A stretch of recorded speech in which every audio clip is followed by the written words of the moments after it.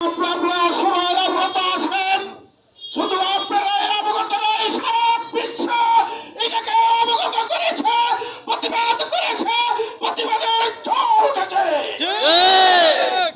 কিন্তু আমরা লক্ষ্য করেছি যেখানে ঘটনা হয়েছে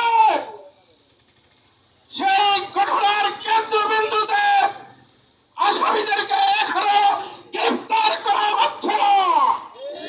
আমরা সরকারকে হুঁশিয়ার করে দিতে চাই, 24 ঘন্টার মধ্যে তাদেরকে গ্রেফতার করে আইনের আশ্রয় নিতে হবে। সন্ত্রাস, চাঁদাবাজ, লুটতরাজ এবং দর্শক এদের শাস্তি হলো মৃত্যুদণ্ড। আমরা তাদের মৃত্যুদণ্ড কামনা করেছে এবং এই ধরনের ন্যক্কারজনক ঘটনা যেন এই তদবর্তীতে আর না ঘটে, এই জন্য সকলকে সচেতন থাকতে হবে। সংগ্রামী সহযোদ্ধা ভাইয়েরা আমার, আপনারা দেখেছেন 28 তারিখে সম্মেলনের শরণার্থী উদ্যানে ইসলামী আন্দোলনের সম্মেলনের পর থেকে কিছু কুচক্র মহল আমাদের ইসলামী আন্দোলনকে নিয়ে জনগণের বিশ্বাসকে নিয়ে কটূক্তি করে যাচ্ছে।